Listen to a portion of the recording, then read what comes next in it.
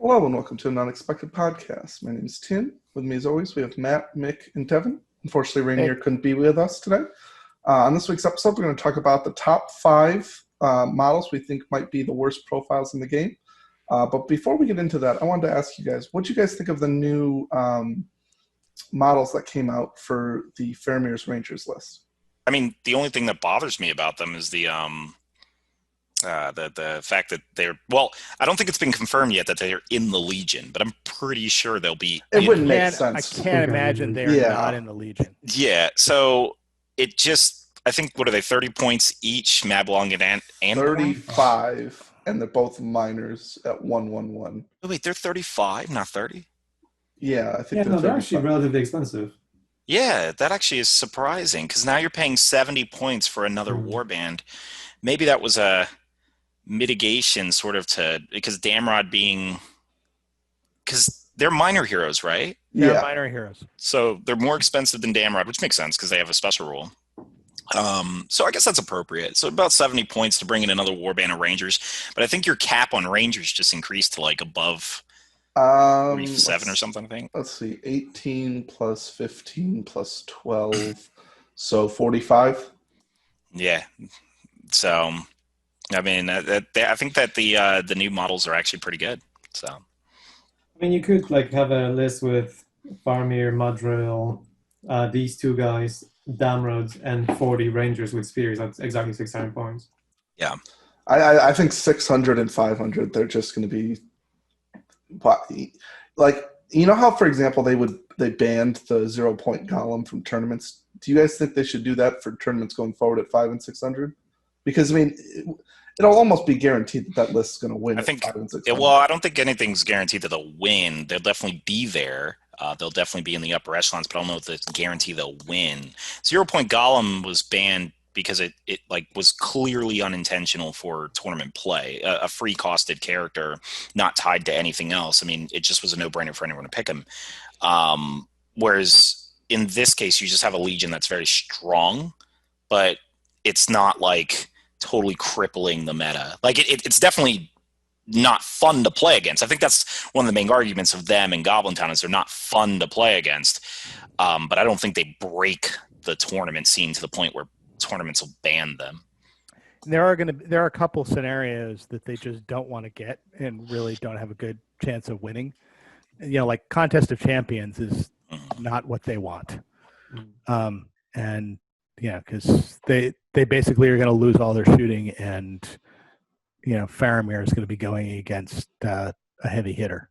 Yeah, but at 5 and 600 points, it's not going to be that heavy of a hitter, most likely. So, Yeah, I mean, it's probably going to be heavier than Faramir is. Well, the thing is, even if it is a heavy hitter, then essentially you're looking at what, one or two scenarios that it might be bad in, while 16 they're okay or great in. It's like every single army is going to have some bad scenarios, so that's not really much of a disadvantage. No, I mean, my point is only that they're not guaranteed to win every tournament because they could get a random scenario draw that just doesn't play to their strengths. Or they might be playing that scenario against a mirror match, and then one of them wins anyway. And then they one of them. Fair enough. I mean, or it could be, as you know, as I was texting around that, you know, there are going to be two types of armies at 600-point tournaments. The Ranger Legendary Legion and armies with Galadriel Lady of Light. And just so you guys know, just for everyone listening to us today, obviously we wanted to talk about these new profiles, and we're definitely going to be getting into the topic today and all that, which Tim will bring us into. But it's just we wanted to discuss these new Rangers, which seem to be causing a new storm here on the Facebook forums and stuff. So just interesting subject to talk about. So. now, would you guys, if you went to a 5 or 600 point tournament and you were trying to win, which I think most people, when they go, for the most part, try to win, are you guys taking this list, or is it kind of like that I'm sticking away from it kind of list?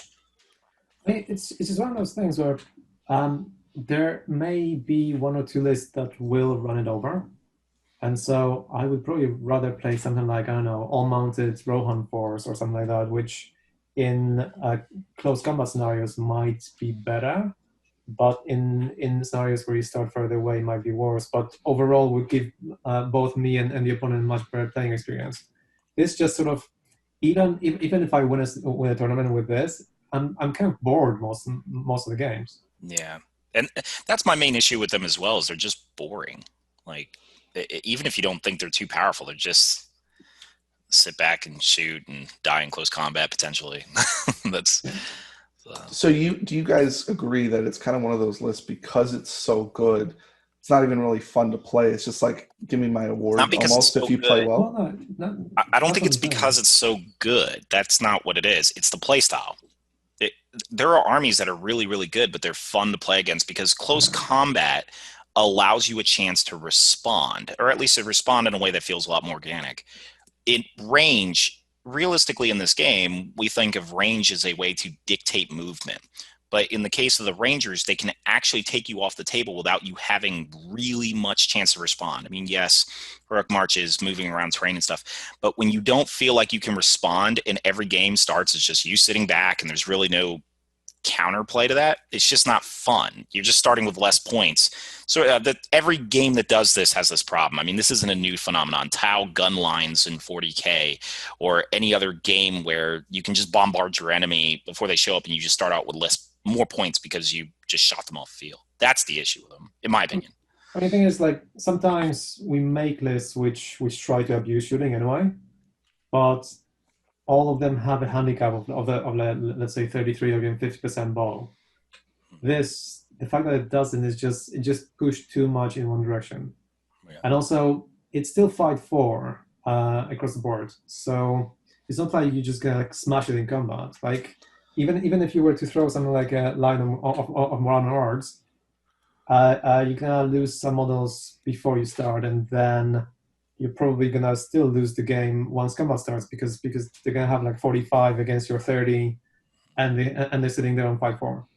I was gonna say, because not only, like, I get that they're defense 4 obviously, but they're going to have a lot more numbers than a lot of lists at 500 and 600 points. They're going to outnumber you, and because they're fight 4, they're going to either match or outmatch most armies that are in the game. And with that kind of number in spear support, I think in combat they're not obviously as good as shooting, but they're not a pushover by any means, I believe. Like, unless you have Faramir, who's a pretty solid hero when you go against troops, and then you have someone like Madril who, you know, if you were going against orcs or something like that, he's not terrible either. And then, you know, you get a couple might for moves and stuff. Like, you have a ton of might in the list, and then you have, you know, one probably decent hero, and it's not going to do terrible in combat, I'd say. Well, I don't think anyone's implying they're god-awful hobbits in combat, but once you take away their shooting, you know, through blinding light and such, you've reduced a lot of their advantages to the, you know, they're just average in close combat. They're not bad, but you're fighting with, I don't know, do you ever like fight against Dale and feel like you're gonna have a good fight? Well, they have an extra defense than these guys. They have like extra little utility. So I mean, they're fine. They're not awful, but I mean, but we're nitpicking an army that almost never gets played, and then at the same time, at 5 in America, okay. Keep in mind, Americans play at higher points values. Yeah, no, in the UK, I'm pretty sure Matt Light won a tournament with it quite recently. Well, recently is in pre-COVID recent times. Mm-hmm. So like probably about, I don't know, 9 months ago, 10 months ago. I think once the whole book comes out, we'll go ahead and discuss this at length. I'm thinking, you know, speaking of hobbits, we got a hobbit list to review, and then, of course, the main topic and all that. I mean, what do we got for today, Tim? All right, so for this week, we have a list by Corbin Morissette, and then we're going to go into the main topic, which is the top 5 heroes that we think are not that good or pretty bad, to be honest with you. For the list today, though, it's by Corbin Morissette, and I'm going to bring it over to Matt. And Matt, you go ahead and go over this list.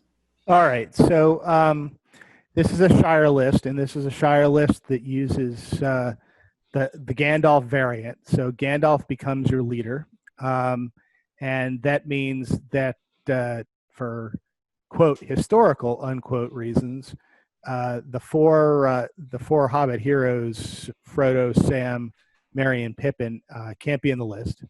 But you can add in Dunedain leading hobbits. And this list is Gandalf on horse, who's the leader, leading 15 sheriffs. Baldo Tullpenny leading 12 sheriffs. Hullfoot Bracegirdle leading 12 sheriffs. Robin Smallborough leading 12 sheriffs. 4 Dunedain of the North leading 24 Hobbit archers. 1 Dunedain of the North leading 2 archers and 4 sheriffs. So this is a list with, let me do the math here, 55 sheriffs and 26 Hobbit archers. So let me just say something up front. What's the total model count? Let's see. So 55 and 26. Yeah. By the way, guys, whenever you're posting lists, would you do us the favor of putting the numbers underneath, like how many models you have, how many total might, and all that stuff? We could be responsible and look at it ahead of time, but we're going to leave that on you guys. Yeah, no. we're not gonna do that because that requires work. It's somewhere in the area of 80 models. I think it's 90. I'm counting here. Oh, yeah. All right, 90 models. Yeah, all right. All right, it's like 80, 90. Once you get above 75, it really doesn't matter. It's a lot of models. So I guess one thing just on theme. My understanding is that there were 12 sheriffs. There were 3 for each of the, I can't remember what the name of the little Hobbit sub-prefectures were, but I think there were 4 of them, and there were 3 sheriffs for each one. And then it's possible there was a 13th sheriff who's the first sheriff, who would be Hullfoot Bracegirdle. So this is an ahistorical list and should be banned. But it isn't, so let's talk about it. Fake news. That wasn't the case. I'm pretty sure there were about 50-something sheriffs in Shire. Yeah, 50-something sheriffs, or at least they were heavily deputizing at one point. Yeah. It's like a proper militia. Right. So just so everybody's familiar with, I mean, you have the standard Hobbit profile where the Hobbits are fight 1. The Hobbit archers get up to fight 2. And they have bows that, because they're small, only shoot 18 inches, but you're still a Hobbit, so your shoot value 3+. So you're going to hit on a 3+ once you get within that 18 inches. And then you have the sheriffs whose fight value goes up to 3. So this is a 90-something figure army, of which well over half the figures, if you count the Dunedain here, can get up to fight 3. And then, of course, you've got Dunedain running around behind that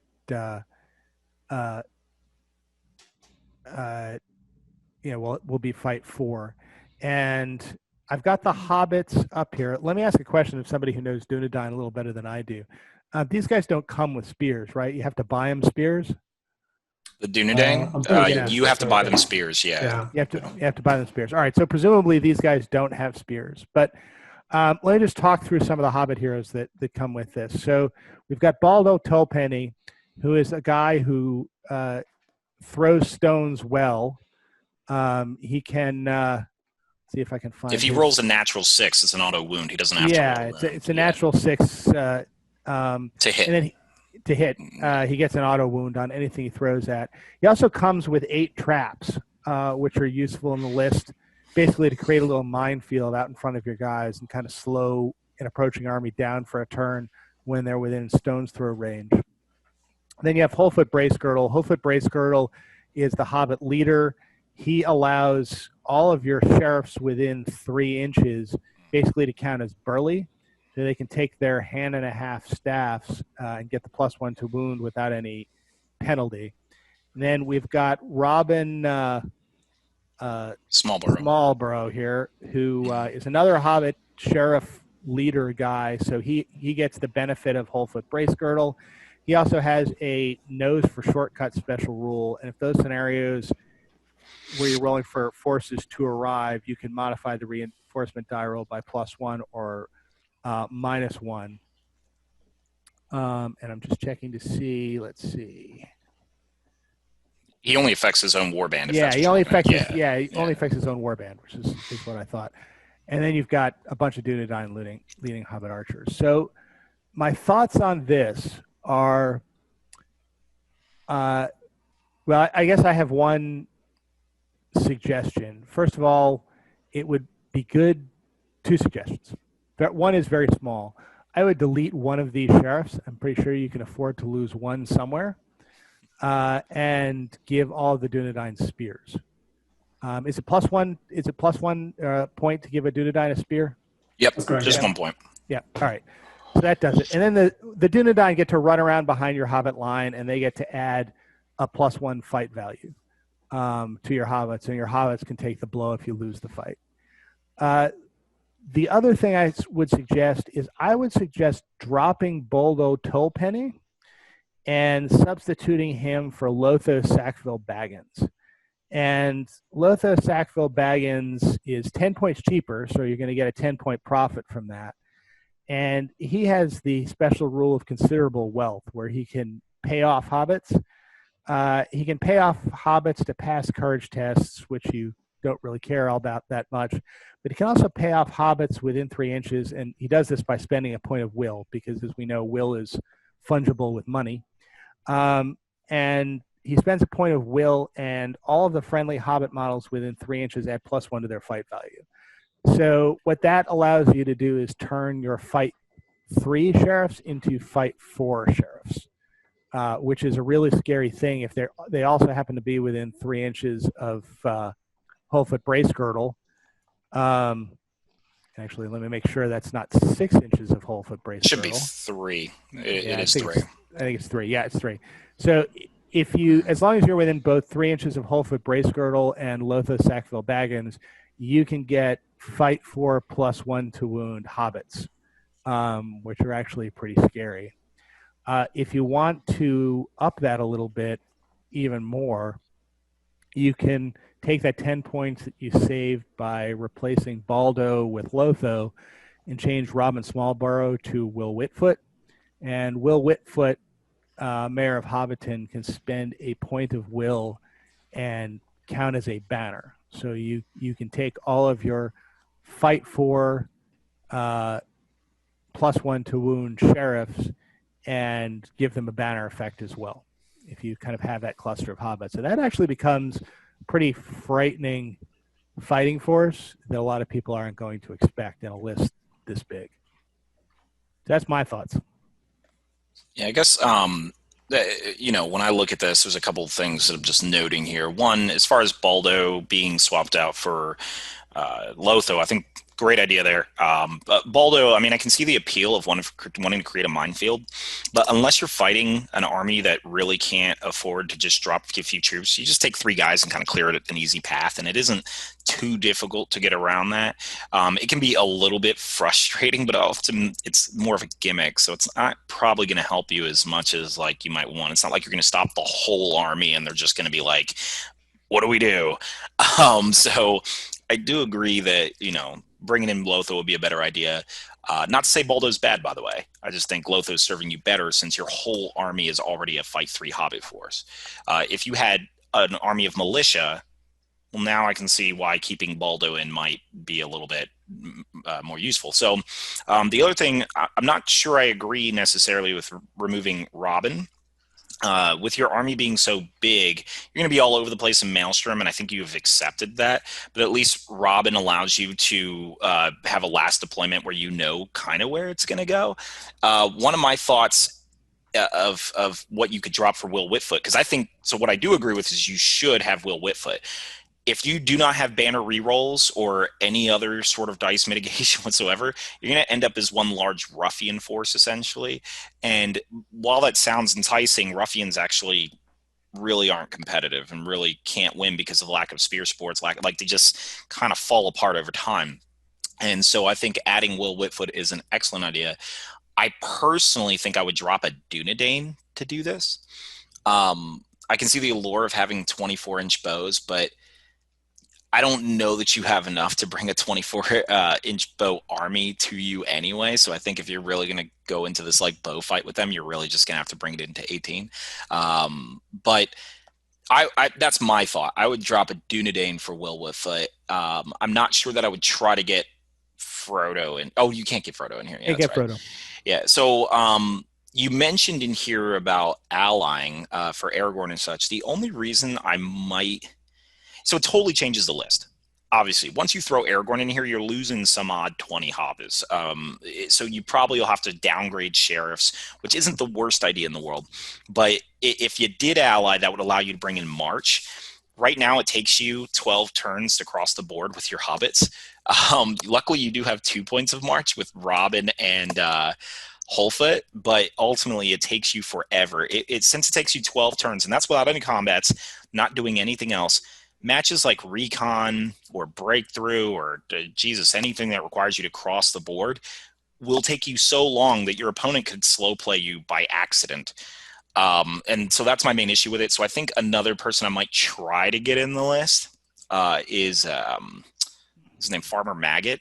If you're just trying to stay pure here, and that's just strictly to get his dogs. Obviously, you can't just send 3 dogs ahead, but it kind of gives you an edge where you can maybe pass a relic to the dogs or, something like that. If you're not going to bring in any allies at all, that's just another consideration. I mean, how would I get him in here? Once again, I think me personally, I like sacrificing Dunedain to get, my Hobbit heroes in there. I don't put a lot of weight in Dunedain, mostly because, like I said, I don't think 5 normal bows are really doing anything anyway, unless you already outshot them to begin with.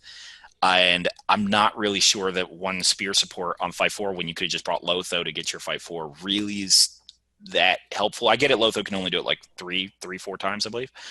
But, I think you will find a lot more merit and use in that. So that's just my thoughts. I don't know, Matt, what's your thoughts of bringing Farmer Maggot in there? I mean, Farmer Maggot's always a good add to one of these lists. I mean, just for the dogs, because having something that can go 8 inches in this list is helpful, if only to grab objectives. Mm-hmm. They're also really small, so they're also kind of easy to hide in various places. So you can use them as objective grabbers and things like that. Yeah, that's so Farmer Maggot, Will Whitfoot, I think these are 2 you should add in. You're not going to lose any numbers because, or you might lose 1 because you have to probably drop 2 Rangers of the North or something. But, if you drop Baldo, you get the 10 points. You can do, Matt's idea. I believe, Matt, you said, give everyone spears. But obviously, if you're dropping Dunedain, you won't need to do that. And if you have any points left over, sure, give your sheriffs axes. Why not? So I think it might. You definitely want to actually model it with an axe, otherwise it'll be super confusing. So I don't think you actually want to give sheriff's axes in a scenario where you've got Holfoot, because if you've got Holfoot, you really want them using their sticks in the intended manner, so that they get the +1 to wound. Because what you can't do is you can't give them 2-handed axes, which is what you'd really want on the sheriff. Are there staffs, 2-handed staffs? They're 1.5-hand staffs. Yeah, then you don't want to get rid of that at all. Yeah. Actually, good point. I didn't even think about that, that you have to be 2-handed, because he's effectively giving him Burley. Yeah, he's giving him Burley. That's what he does. Yeah. I for some reason had it translated as he just gives him +1 to wound, which is not the case. So yeah, I wouldn't drop the axes at all. I mean, Holfoot should be protected at all costs, but I mean, hopefully he stays alive the entire game behind an army of hobbits and keeps providing that buff all game. So, Holfoot is definitely one of these leaders that leads from the back. He's not anybody you ever want to get into combat unless he's like the last sheriff left alive, which is going to be quite a feat in this list. Otherwise, he just stands back behind other sheriffs and says, "Go team, go." Yeah, Mick. Can I just add something? I've been listening to you guys talk about this. There was just a moment where I think Devin mentioned Hobbit Militia. I'm just wondering what your thoughts are on Hobbit Militia in general here, especially seeing after we had a conversation about Bash last week, since they come with hammers and they are 1 point cheaper. Because I'm actually thinking, could you see any merit in swapping, let's say, 15 or 20 sheriffs for the militia to then gain yourself 20 points, which somehow, if you then drop 1 or 2 Dunedain, you're sort of getting into like 50, 70 points extra, which you can be spending onto either other heroes or potentially allowing in, what's his name with the banner? So for those who didn't watch the the Iron Hills episode that Mick is referring to, bash mechanic allows you to knock down people. Essentially, you compare your strength to their strength, roll a die, add the differences of strength. It's all in the main rules. But the idea here is that, you can knock down cavalry easier. And we have to note in that episode that one thing that Alistair valued about the Grimhammers is they could go to strength 4, which means they can compare to most heroes and such. Hobbits are base strength 2. I think if you were to upgrade them to Batlin Brandy Bucks, you might have an argument, but I think you're losing more of those bash wars than winning. Given that your opponent has a minimum of +1 to their roll over you, possibly +2. Now, the argument might be, well, is a Hobbit really killing anything anyway? The realistic way the Hobbits try to kill is to surround and try to trap. But if you just have a couple guys with a hammer, they're probably not going to kill anyway. Okay. Would it be worth dropping like 15 sheriffs for 15 Hobbits? Yeah, I don't see the problem in doing so. I think you have plenty of sheriffs. The advantage of a pure Hobbit list with all sheriffs is that you're already not allying to get the spear support. So you're just bumping up to a normal fight value. If you actually had allies, like let's say you wanted to bring elves or something like that, then sheriffs, this many sheriffs is kind of excessive and a little absurd. In that case, I would absolutely hoard out on the 1 point cheaper guys. If you think about it, every warband you have, for every 3 sheriffs, you've just lost a Hobbit. And so you could actually probably bring in your alliances like Aragorn and such without really sacrificing numbers. But I think even in this case, could you drop 15 Hobbits for some hammers and axes? I don't see why not. I don't think you should rely on bash as a strategy, but I can see the merits in using it. That's my thoughts on it. I want to agree with Mick on this, actually. And the reason I want to say that is because you made a good point about the strength difference, right? But I think what Alistair said in the last episode, which really we got to consider when we're using bash, right? So let's say you're attacking let's say you're attacking an armored horse, right? So that's the reason you're trying to get your Hobbit to attack an armored horse on a hero. You need a 6 to do so. You need a 6 to wound it with a Hobbit at strength 2. Whereas if you bash, you just have to simply stay within 2 of their roll. So if they roll 6, you just need a 4+, which is much easier than getting a natural 6. Because you just have to tie them on the bash. You don't have to beat them. So if you tie them on their strength, so let's say they roll a 4, and you were to roll a 6, then they're off their horse. Or, for example, if they rolled a 2 and you rolled a 4, they're off their horse. If they roll 1, you roll 3, they're off their horse. Because you've tied them on strength, and it's much easier to roll a 3 against a 1 than it is to roll a natural 6.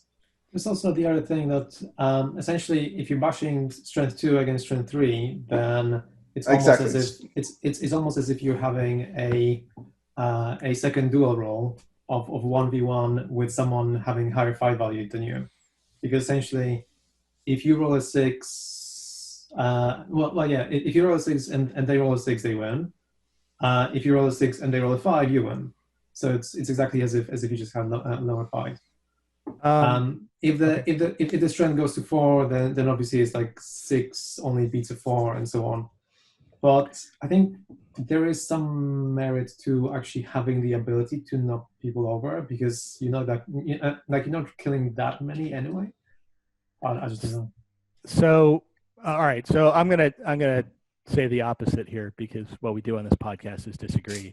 So it would be boring otherwise. Right. So 2 things about the sheriffs. One is you're paying 1 extra point for the sheriffs, but you're paying 1 extra point for an increase in 2 to their fight value, which takes a figure that's going to lose a tied duel roll against everybody else to somebody that's going to win, or at least have a chance of winning, a tied duel roll against kind of most of the horde armies that are in the game. And this is a horde army, and the last thing you want to be is the horde army that is fighting another horde army and is losing tied duel rolls, because there's going to be a lot of them. The other thing is that although the sheriffs don't get Bash, they get stun. Yeah, I was actually going to mention that too. Stun is in many ways better than Bash because you don't have to do the strength v strength comparison with a strength 2 Hobbit.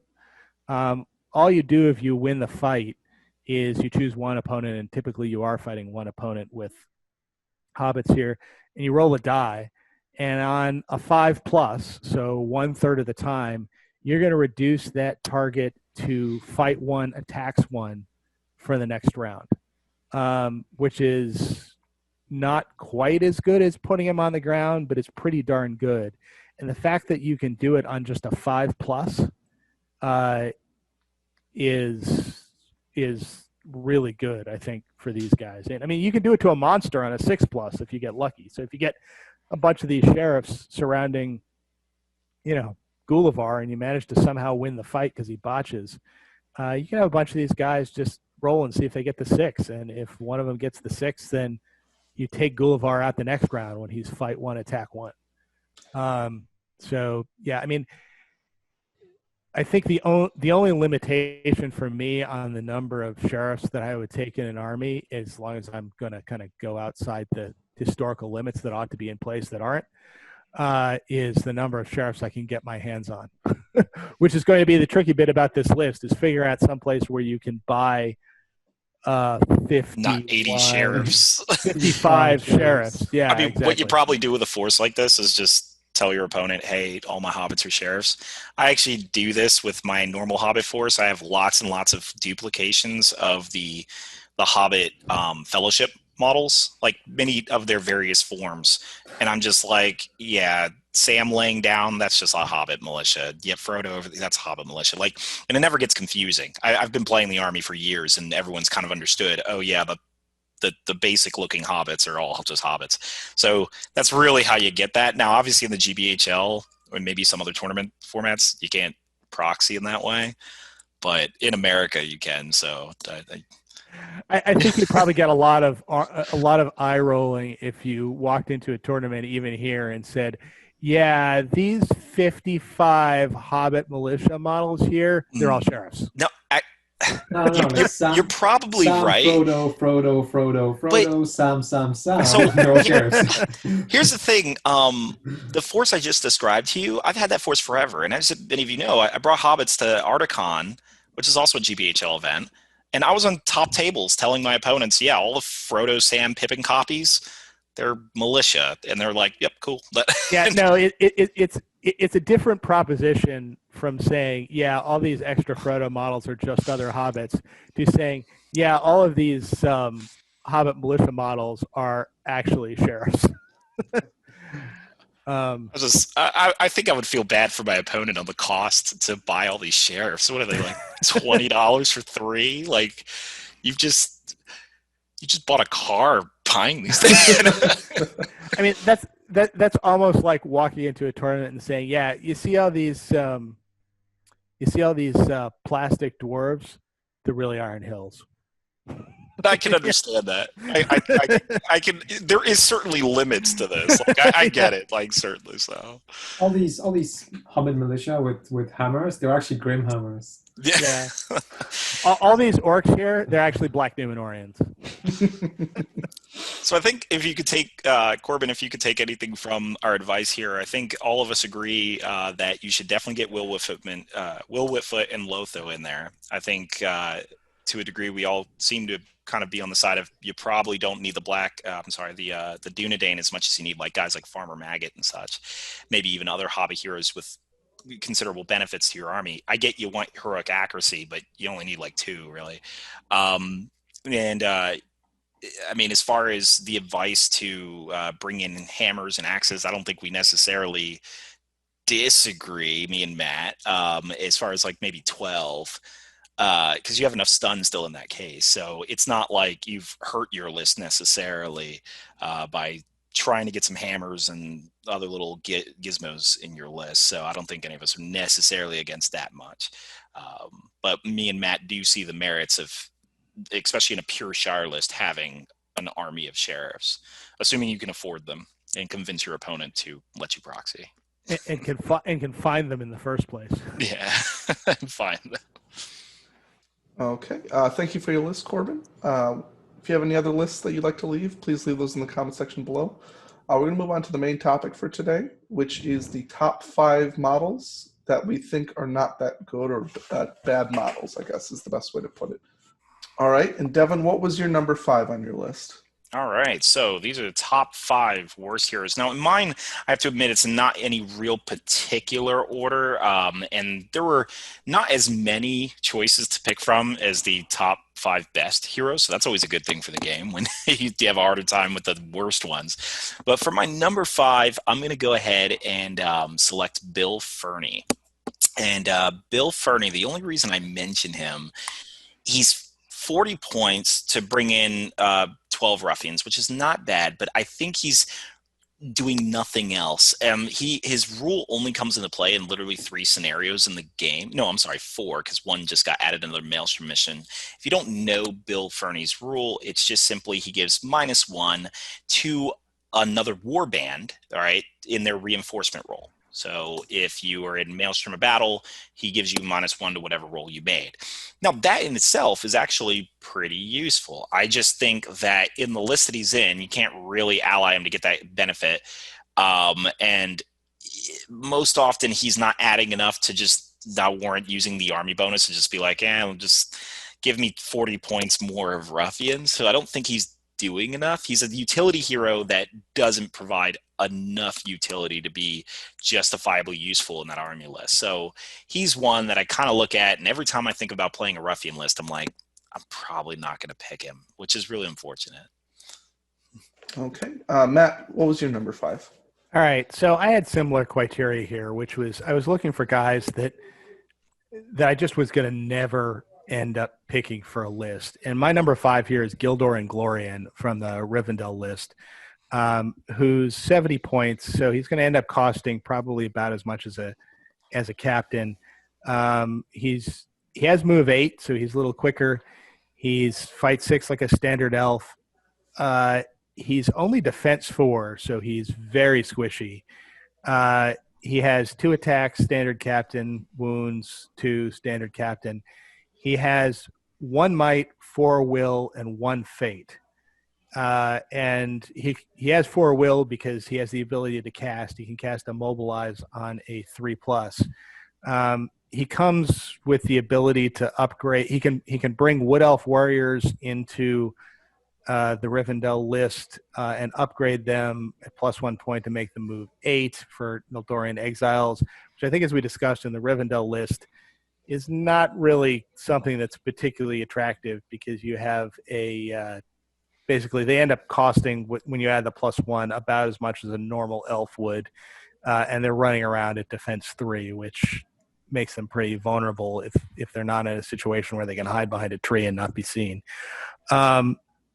But the biggest problem with Gildor is that because he's only got 1 might, you can't use the heroic actions you would want to use on him, which are heroic march and heroic defense, as much as you need to. Basically, you would get 1 heroic march out of him, and if he gets into trouble, he could use 1 heroic defense. And once that's expended, he's gone. So I think in order to make this guy viable, you would need to add on 1 additional might, and then maybe take 1 of his will away and make that either an additional might or an additional fate to make him a little better protected. I think then he kind of gets viable and has a use in the game. It's kind of an alternate version to have a captain. But right now, as he's situated with 1 might, there's just no circumstance in which I think you take this guy over a captain. Okay. Mick, your number 5?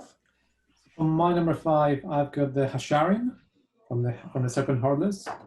The reason for that is that the list itself has already so many really good choices, like Soladan and the Golden King and the Betrayer, and even the Herdring Chieftain. And I wouldn't really ever pick the Hasharin as my first or second or even third pick from the list.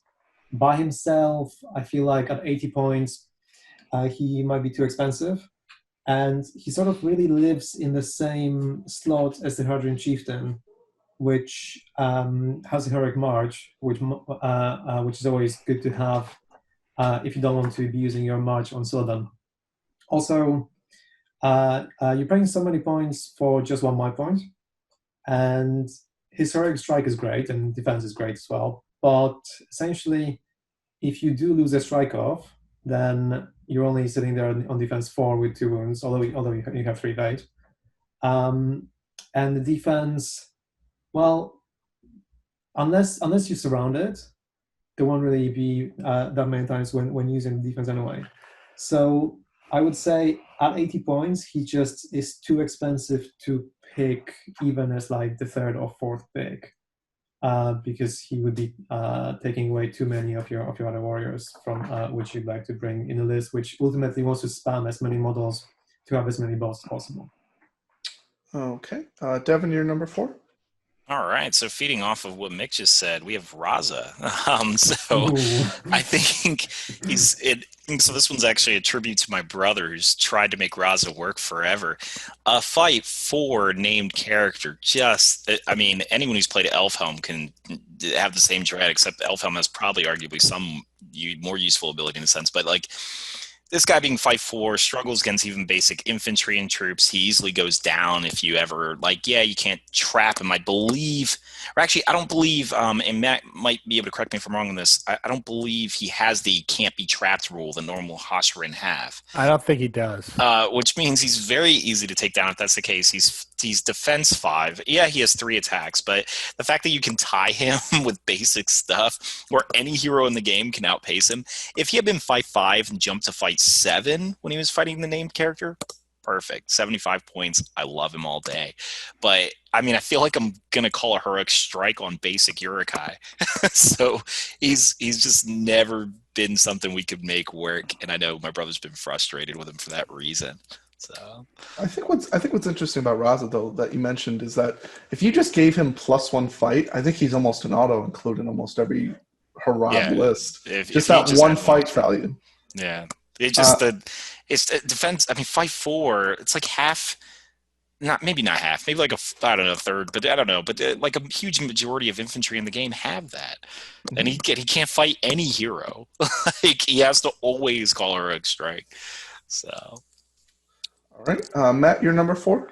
All right. So continuing on the theme of named heroes that have fight 4, my selection was Gothmog's Enforcer, who has the profile of an ordinary orc captain. He is fight 4, strength 4, defense 6, 2 attacks, 2 wounds, courage 3, but he comes in at 60 points.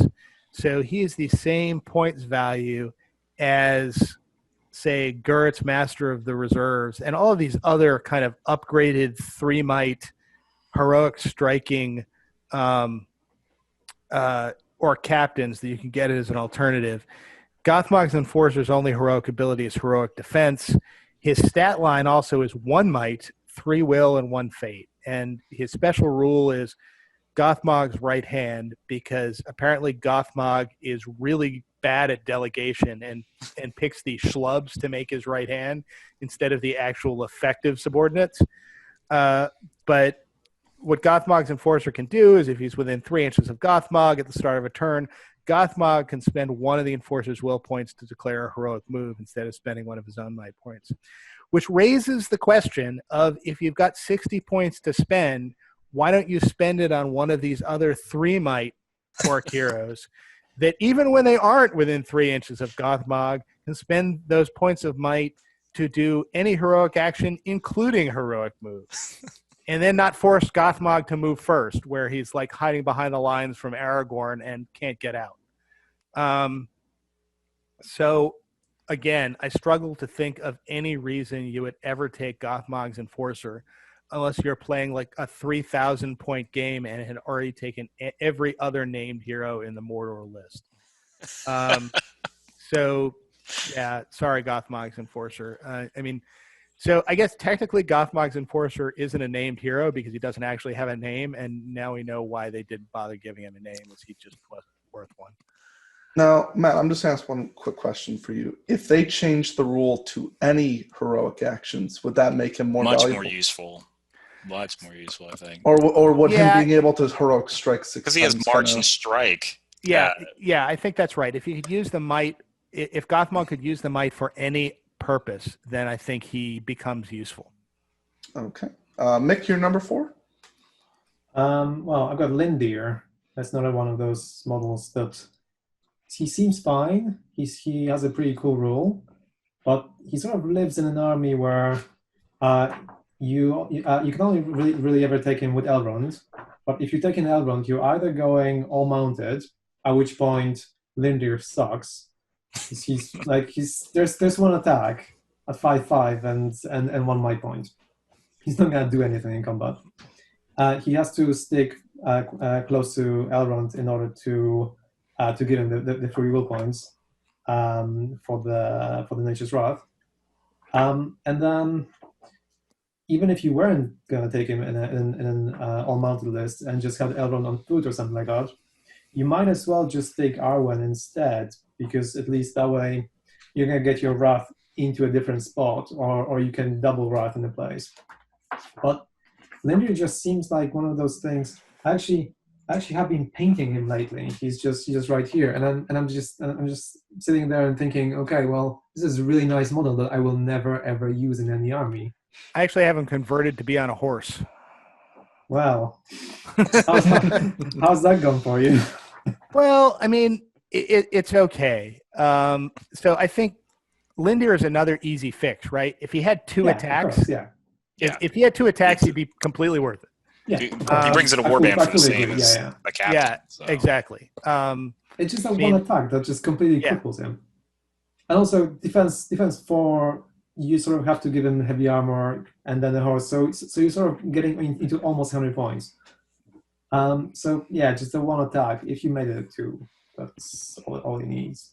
Actually, maybe an extra might point, but then it might be too powerful. Okay. I meant to. I forgot. Also, we're talking about what we would do, a minor little tweak we would make to kind of change a character a little bit. And one I had thought of with Bill Fernie, because I totally forgot to talk about, hey, what would we do? I figured he was just irredeemable. Yeah, he might have been. He might have just been. And you know what? I'm trying to keep in the same lines that he sabotages, because you can see the rule clearly comes from what he does with the ponies, with the Fellowship.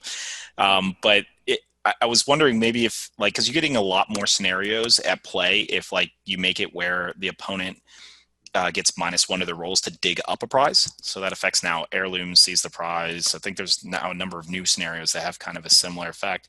I don't know if that would be too powerful. Obviously, that one would have to affect all warbands because you couldn't track it. But you know, if you really wanted a special rule to kind of track that ability to that goes along with the sabotaging the ponies, is if you took Bill Fernie, you could like take 1 mounted hero. Like before the game, you take 1 mounted hero in the opposing army and say you don't get a horse.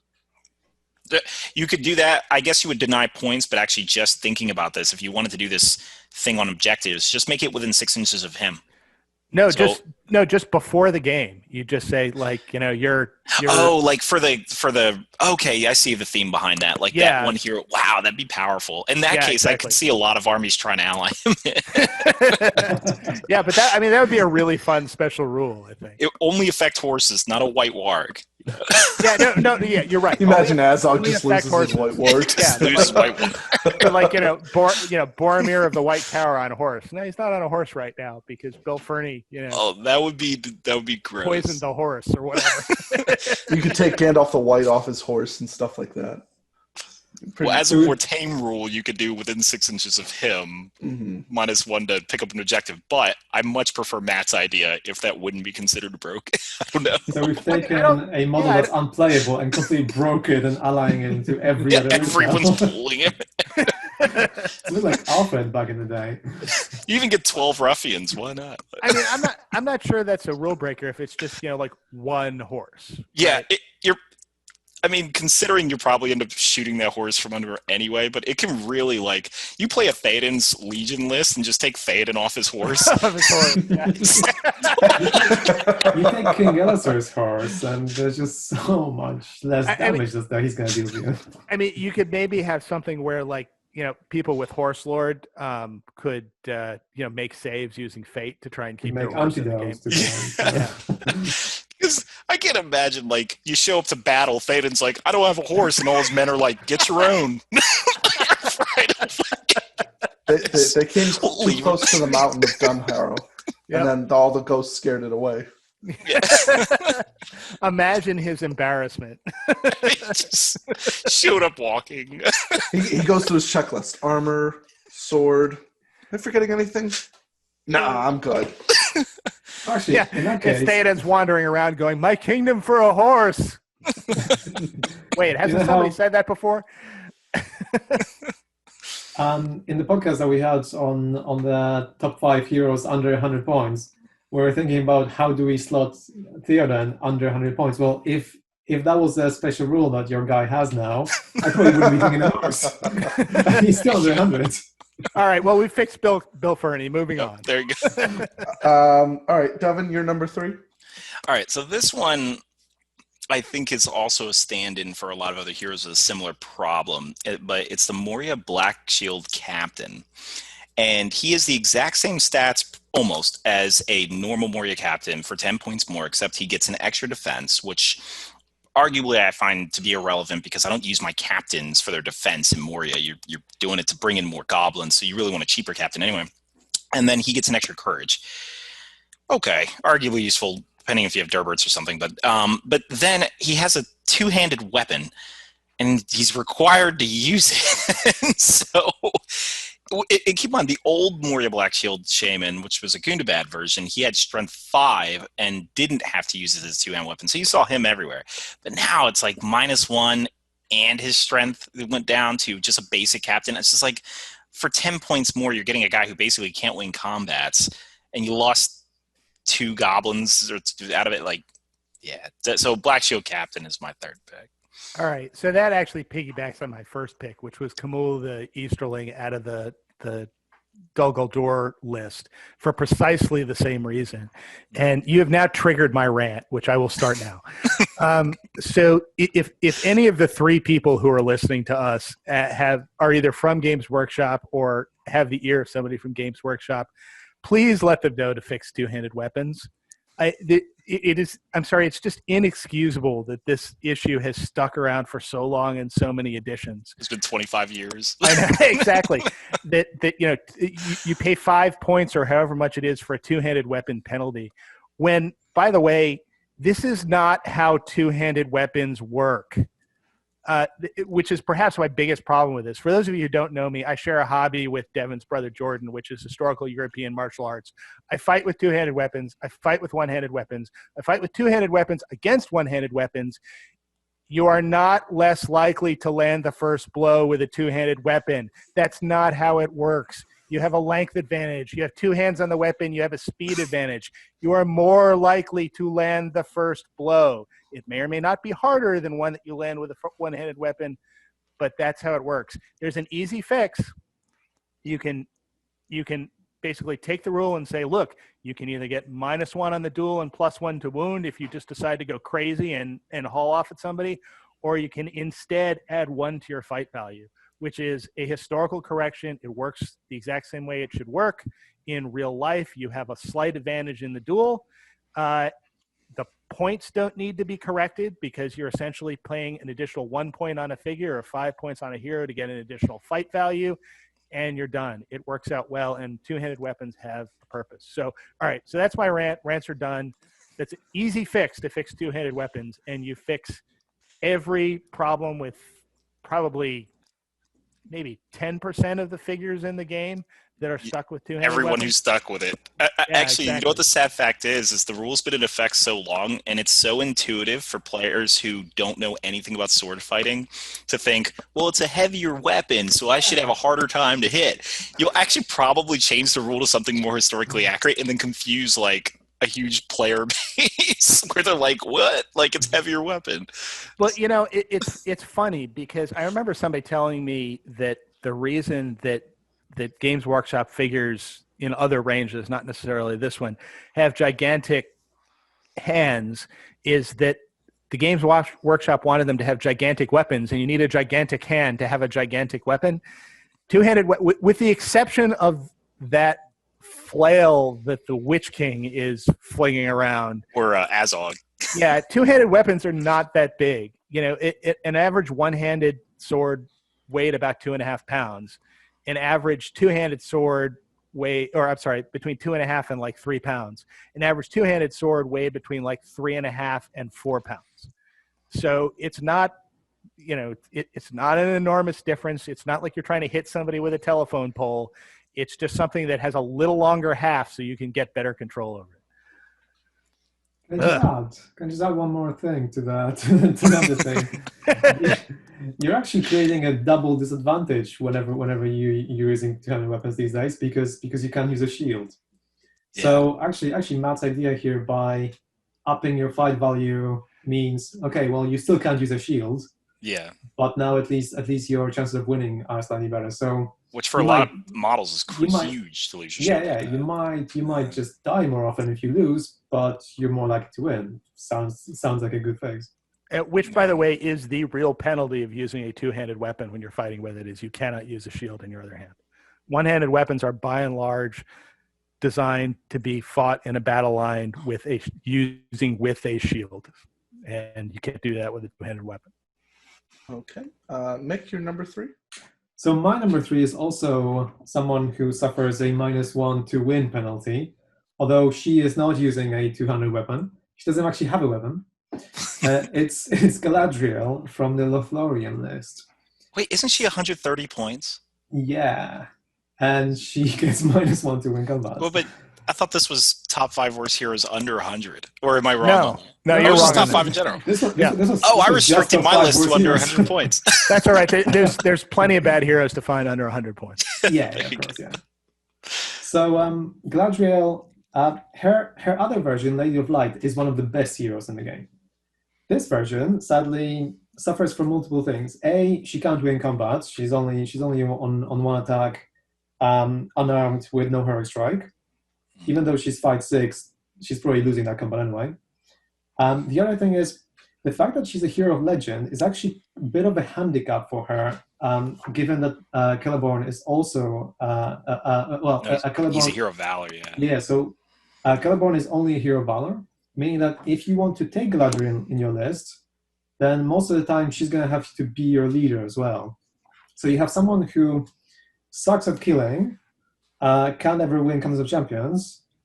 At the same time, it's not that survivable with Defense 3, even though defense though is defense is huge with her. That's true. Yeah, but and she also has rerolls to her fate. But thing is, like once you've used those might points for any heroic moves, like A, she's expensive. B, she can't really fight. She can't really do very much. She has a few defensive spells. And then she has to be your leader. And really, you would like to have Celeborn do all the fighting and really be the general and really lead those forces. So an easy fix for her would be to make Celeborn a hero of legend. Or the other easy fix would be just get rid of this profile, bring the other one, or somehow combine them. I think it's about like one of those situations where like everyone in the White Council can lead troops in some way. Glorfindel is leading troops in Rivendell. Gandalf is leading troops in his ministerial list. Saruman leads troops, and they're all like sort of quite good in combat. And at the same time, Galadriel, her profile, which leads troops, basically sucks. I do have to say, I do enjoy how Games Workshop has essentially defined the alpha hierarchy in that marital relationship by just that one rule. It's like... To be fair, I think she was more powerful than Celeborn by a long shot. There was a conversation I had when I went to the Warhammer World GT where I was just like, number one, why is Galadriel Lady of Light and Protector of Lothlorien two different profiles? Like, why couldn't she like transform, sort of like Beorn or something? Not obviously like that, but in a ish similar manner.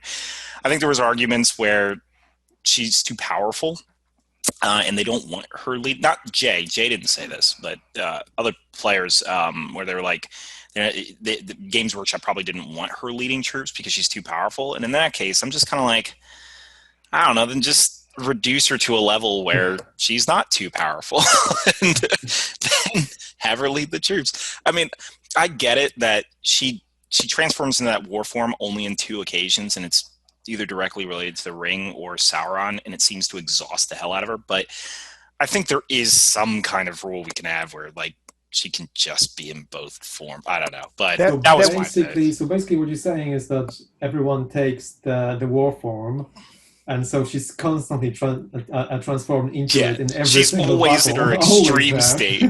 And because I get it, they probably didn't want her walking around all over Middle Earth just going nuts. And that's where I'm like, well, just change it. Like, if you don't like how the rule is written where it's too powerful, and just change it. Well, it's almost like they're trying to imply, oh yeah, well, she's not pretty enough in this other form, therefore they should be taking her in this form. Like, the other thing you could do if you didn't want her to switch back and forth between forms, which by the way I think it would be an intriguing idea, and I'm sure you could come up with a way to do that in a play balanced way. But the other thing you could do that I think fixes her is allow her to take the mirror for free in this form, which I think does it, because the mirror is the reason to take her, exactly. And if especially you with Wahir, that's right. Love that I'll take that. Pure yes. It's no, we wouldn't take hobbits to Mordor, but yeah, we're going to take this little bird bath here. But yeah, if you gave her the mirror for free, then I think she has a reason to some merit. Yeah, then yeah. Because then you'd kind of you build the list around that mirror and her. Yeah. Now, Matt, I know you mentioned that Kamul was your number 1, but who was your number 3? So my number 3 is the King's Huntsman from the Rohan list, who is a 50-point hero, and we are now tracking down from a guy that was fight 4 and 2 attacks to fight 3 and 1 attack. He needed to be nerfed in the previous edition. I remember him dominating everything. What, the King's Huntsman? Yeah, he was everywhere. Yeah. So like 4 or 5 of them in each Rohan list. Well, I mean, he actually had a use in the previous edition, and that was because there was an FAQ in the previous edition that allowed him to shoot into combat. So that combined with his special rule of passing in the ways on a 2+, which I think the way the rule is worded now allows you basically to most of the time choose whether you're going to hit the horse or the rider on a target. That allowed him to have a role, which was, kind of like a cheap Rohan Legolas, is somebody who sits back behind the board and can shoot into combats and shoot heroes off horses. And he doesn't have that ability anymore. He can no longer shoot into combat, which means you end up with a fight 3, 1 attack hero with 2 might, he's got a long bow, so he's got a slightly stronger bow, and he hits on a 3+. But once the lines come together, he's absolutely useless because you're never going to have a target again. And again, so there's 2 fixes you could do to him. You could either put back what used to be in the FAQ in the old rule and allow him to shoot into combat and shoot through combats, and then he becomes the sniper again, and he has a use. The other way you could do it if you don't want to have him shooting into combat is you could give him the Narzug rule and give him basically a free point of might that he can use whenever he shoots. I think that would probably be enough to give him value again and give him a role in the army. Okay. Devin, you're number 2? So this one was a bit of a hard include, is the Dragon Knights from the Easterlings. So I say a hard include. I can see some people's merits for this, but when we compare, let's look at just his flip profile here. We have a 65-point captain that leads only 6, which is already a huge problem. I get why they wanted that. He's got a combat role, but he costs as much as normal captains, and all he's getting out of it is an extra attack. And that's huge. I get it, especially if he's mounted, but when you mount him, you only get an option of an armored horse. He's 80 points, and he can only lead 6. I have never seen this guy do enough to justify paying that price tag. Like, I mean, he can slaughter infantry, and I get it. He's got heroic strike. I think I just, I compare him to other captains and other choices that you have, and it just never seems to be something that, is really working. He's just such a point singer. You can't really bring a lot of them, which usually generic name characters, not a lot, but, maybe 2 or something. I just feel like they never make up their points. Others might disagree with me on this one. That's why I say he was a little bit of a hard include, but I just find him always underwhelmed by what a Dragon Knight can do. He's also got 0 will. Yeah, 0 wills. 0 will, 0 fate. At Defense 6, by the way. So you're paying this huge price tag for Defense 6 character. I mean, just the difference of Defense 6 to Defense 7 might help a lot. And I think generic, doesn't Moranian captains have to fight 7? Defense, if you take a Miranda Captain with shield, they have Defense 7. Yeah, it's just he can there's a lot of different ways you can probably change this guy. Obviously, you probably can't give him a Defense 7 since he doesn't have a shield. Fine. I think an easiest fix would make them fight 6. Now, people might be shocked that I would say that because now he's on par with certain legendary heroes. So I get they probably don't want to do that. I think they want to reserve fight 6 clearly for the Aragorns of the world, especially if he's fight 6. Then what does that say about Eomer or others? So okay, we can't give him fight 6. So my one fix then is give him 3 might. Sounds weird for a generic character, but I feel like you're paying the points, or just shrink his points down. But either that or possibly 3 might. I think probably the most logical choice is to shrink his points, though. And then one final point I want to make as well. In those 6 troops, correct me if I'm wrong, you have to take Black Dragon. Yeah, you have to take the Black Dragon upgrade. So, I think you get rid of that, as annoying as that might be. And I get that they want that to be like that elite warband kind of thing, but you got to get rid of that. Make it 12 if possible, and or do what Devin said. You got to reduce the points of that thing. Or make them like Castellans. Castellans are 40 points for even if you shrunk these guys to 40 points and said they can't lead anything. Yeah, that's what I was gonna say. If they were 50 points on the horse and they couldn't, I think that's fine. Yeah, even if they were 60 points on the horse, if you drop him to 60 points on the horse, make him an independent hero so you can put him in somebody else's warband, then I think they become solid. Yeah. It's just they cost too much. What if you gave them something like was it Blade Lords? No. The rule which Thranduil gets and Tauriel, but they get extra. Oh yeah, where they get extra attack. Yeah. Knife Fighter. They have Blade Lord. Yeah.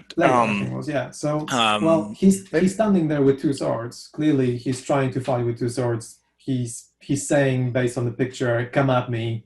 So. Yeah. I would have just given him that. That'd be interesting if they made it so that that only applies if he's mounted. So, if you try to charge a bunch of them while he's mounted, then he gets 8 attacks.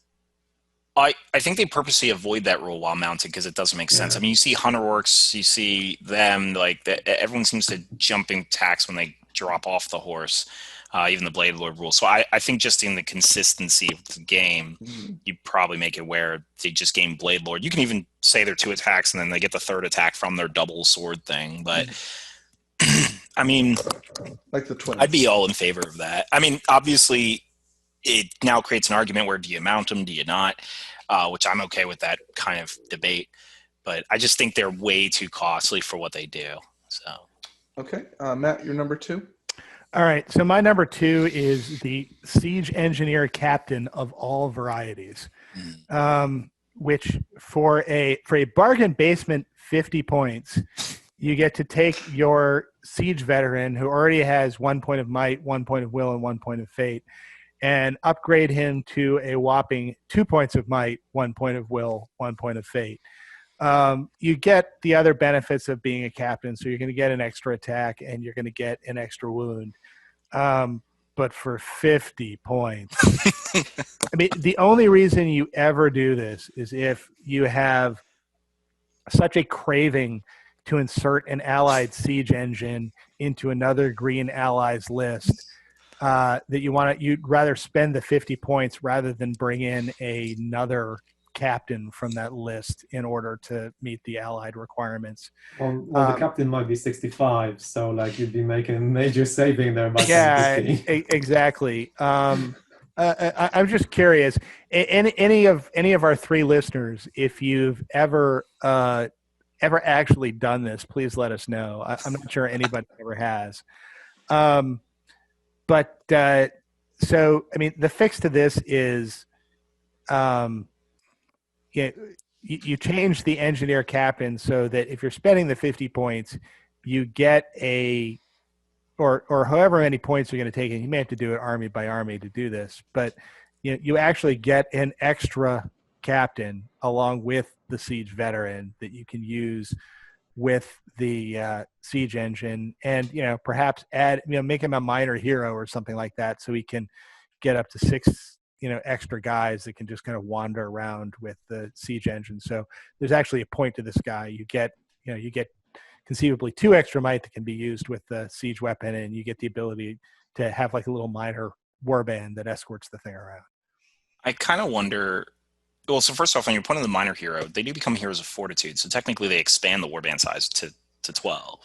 So yeah, I guess they would expand it. So, and then when you add in the crew, I'm just kind of thinking of this in my head. So I guess probably what you could do is you could take up to 12 warriors, including the crew of the siege weapon that already exists. Yeah. Yes, and you have to balance it between each faction, because if you were to suddenly give a mortar war catapult 3 might, it's way more powerful than giving the same to something like an Avenger Bolt Thrower. I was about to say that too. It looked very clearly like they wanted to restrict the amount of might that you give to a siege weapon, especially with their ability to auto kill. I think the answer of siege engineer captains is actually pretty complicated for that reason, because you can't make them more accurate. I think that would break things.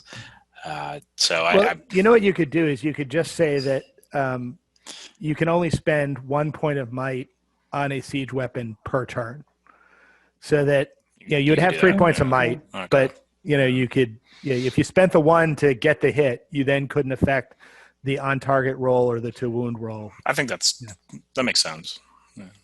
Okay, Mick, your number 2. Well, my number 2, there's actually sort of like twins. There are 2 characters that are virtually identical to each other and have no merit of ever being taken in any list. That's Peregrine Took, Guard of the Citadel, and Mary the Brundebach, Knight of the Mark. Well, Mary just gained a reason with Durnhelm, I guess. Yeah, but on his own. Yeah. On his own. I mean, but I mean, Pippin gains a reason because he can ride around with Gandalf on the new. Oh no, wait, he can't. So Pippin, I just don't really see the point. Like, you have so many characters in the Minas Tirith list. Even if you were somehow to decide to take Pippin, you probably wouldn't anyway. Like, there is just never a good reason to do it. Mary is the same, except he does have a heroic strike, which, if you're a Rohan list, which basically has heroic strike on like 7 other heroes or something like that, needs more heroic strikes than Bacon. Especially since he's going to move the entire 4 inches.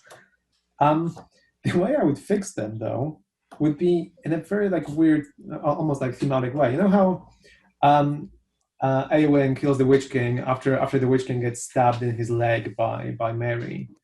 Maybe there is something like giving Mary the same rule that Rumil has, where he gets to force someone to re-roll a d6.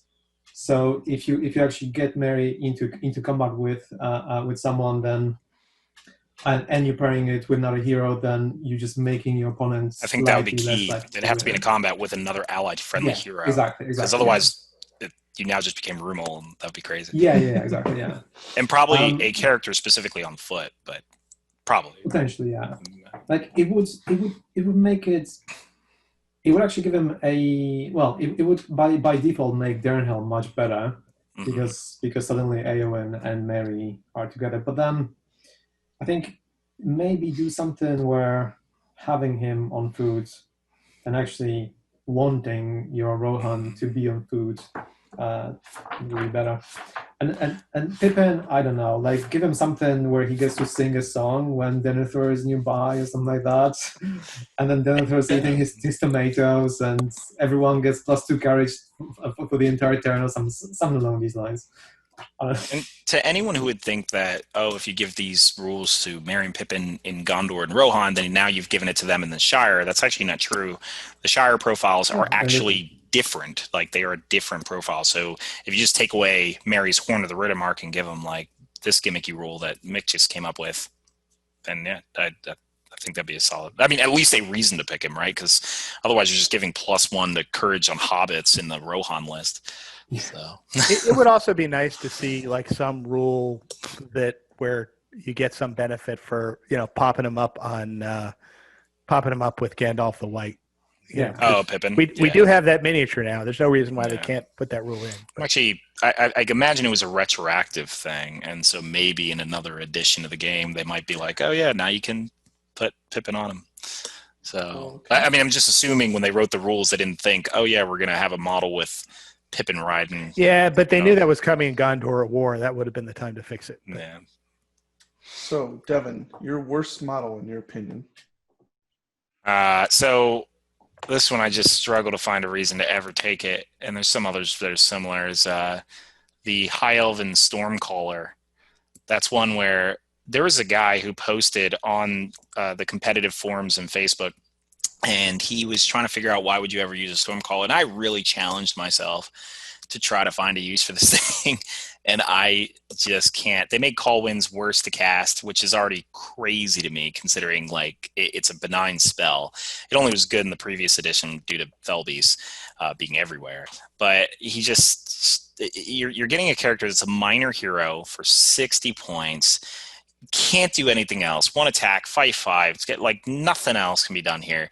3 will, and you're casting 2 spells that aren't going to change a lot. I mean, Strength and Will maybe has some uses, but on a 4 up to cast. Yeah, okay, so let's do the math on that one. I have a will point with my Stormcaller, and I can spend it to have a 50% chance to give a will point to somebody else. Yeah. And it's... I mean, I get the ideas like, oh, maybe you might be able to abuse him and throw him in with like Alfred or something, but obviously we all know easier ways to give Alfred will. Even if you discount Alfred, I just can't see any other list really trying to use him like that. So I think you're going to do the Call Winds spell, but once you're out of will, that's it. Your hero has done nothing else. You can't even say he led troops because for 60 points you led 6. You can't really say you did much with him. So he's just worthless. Like, so yeah, I can't make him work. And I had to sadly tell the kid that this model is only useful as a display. So.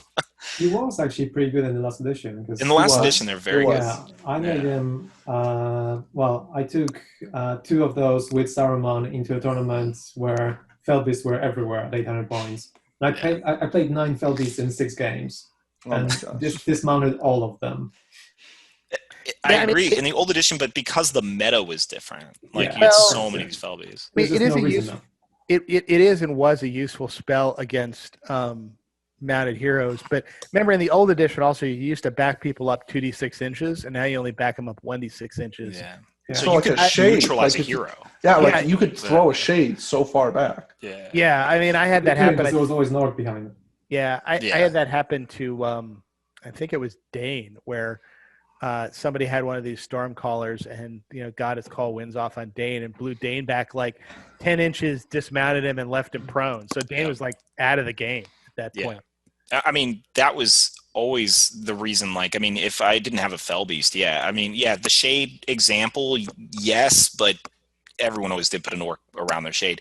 But things that like Dane, where he's trying to be mobile and run around, like you would never really surround Dane at all times. The shade is always surrounded, but Dane, Aragorn, all them never always surrounded because they need maneuverability to move. So just another angle and Call Winds, boom, you're just taking the guy out for 2 turns. So. Okay. Matt, I know we talked about how Khamûl is your number 1. And you kind of explained because of the 2-handed thing. Was there anything else you wanted to add to that? Do you want me to go through my tirade again? I mean, I'm happy to. but no, I think I've said my piece on that. Okay. All right. And Mick, what was your number 1? Well, I thought Devin was going to pick this one as his number 1. But I guess I'm going to pick it. It's Angmar Orc Shaman. My picks were between those 2. I just felt they were equally as useless. So. He is 50 points. He leads 6 orcs, and he doesn't actually do anything with his magic. He he can channel and instill fear, which might be useful sometimes if you only took him over one of your 3 Barrow Whites or Gulavar or Shade or everything else in the list. And Wither really isn't very much to look at. Okay. I did actually have a second choice that got glossed over. I never, because I think we skipped it somehow. But because I had a number 2, is the Mirkwood Captain, and the only reason I picked him is which one? So the Mirkwood Captain is in the Thranduil's Halls list. Yeah. Okay. So the armored Mirkwood Captain or the Mirkwood Ranger? Oh, no, the actual armored version. And okay. The reason I pick him is because there's virtually no reason to ever pick him. So this is one of those characters that I wanted to include on the list because in and of itself, the profile is good. You slap that profile on Gondor or anywhere else, great profile, love it. But in this list, this is an example of 2 models who are side by side and one makes the other totally irrelevant. The Palace Guard Captain is the same cost as a Mirkwood Captain, the exact same cost. They're both Heroes of Fortitude. Their stat line is identical. Nothing changes. All right, for the same point cost, keep in mind. So the big difference is the Palace Guard Captain gets +1 to their fight value within 3 inches of Thranduil and has Bodyguard. He also has the option to get a shield. So if you want, you can make him defense 8 or defense 7. Sorry. So he can turn into a combat unit. Mirkwood Captain gets none of that. All he has is a glaive. So he gets a spear. He can go 2-handed. He can go 2-handed. Oh, no. Elvin made hand-and-a-half sword for the Palace Guard Captain. So the 2-handed thing is totally irrelevant. So you just, like, you could say he used the shielding rule, and I guess you could say for 5 points less, he could use the shielding rule, but I'm like, well, you just pay 5 points, you get a shield. Actually, just to piggyback on what Matt said before about fighting with 2-handed weapons and things, if you have a shield, you're probably not going to go 2-handed. Yeah. If you don't have a shield, you may. So you may just get a use from that 2-handed weapon.